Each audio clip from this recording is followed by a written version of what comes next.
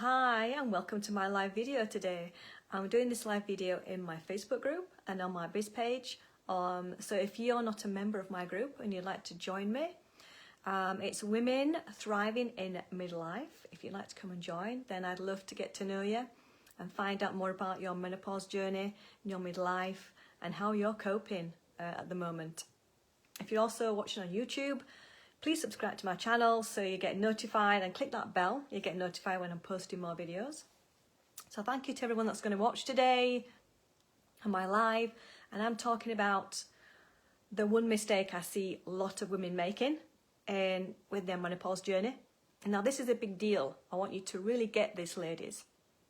It's not just about your hormones. A lot of women out there are focusing on HRT all the time. There's more to it than that. Yes, HRT can help, and it can help a lot of women, especially if they're going to premature menopause or if they've had a hysterectomy. They need the extra boost of hormones. If they're really struggling, then that's something that you can choose, and it will be tailor-made to you because there are different types of hormones.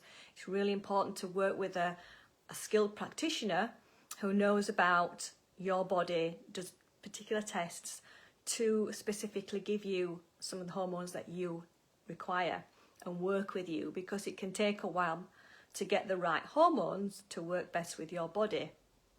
But it's not just about that. There are lots of different processes in your body. There's the mind and body connection, where your mind talks to your body. It gives instructions on what to give your body every single day. How to regulate your blood pressure, the temperature in your body, how to digest your food. And this can be disrupted along your journey as a woman. So what happens in midlife, you create a new body, your hormones are reducing, as you know, your periods are stopping. So now at those lower hormones, I'd just like to point out as well that you've not lost your hormones. A lot of women I speak to, they say, I've lost my hormones now, I have to replace them. That's not true at all, because your body will not do anything to harm you. Your body lowers your hormones on purpose because you're not fertile anymore. You don't need those high levels of hormones because you're not having periods.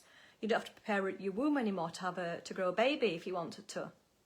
So you don't need those high levels of hormones. But what it does do is it can produce a lot of symptoms if you're not aware of how to cope with your changing body. If you're not working with your changing body, you're not working with those lower hormones that are switching and changing, and it can happen anytime over the age of 35. These hormones will shift and they will change, and they can bring on some unpleasant symptoms as your hormones are going up and down and all over the place.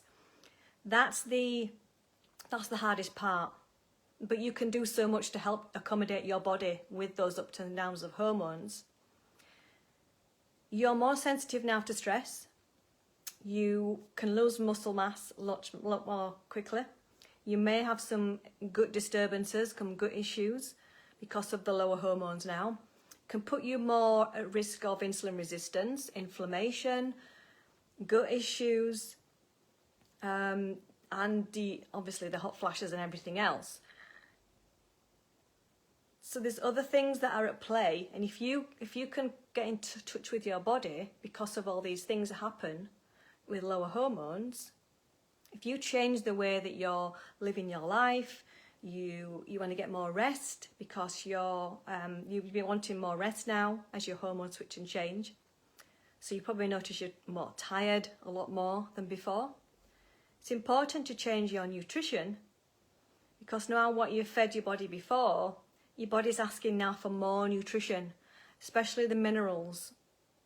Your body's wanting more nutrition to help you cope with this new body, help you cope with the stress levels, because you're more sensitive to that stress, you're more sensitive to what you're eating. So when you look at that, when you change the way you're eating, you get more rest, you work on reducing that stress. It can massively help with your symptoms.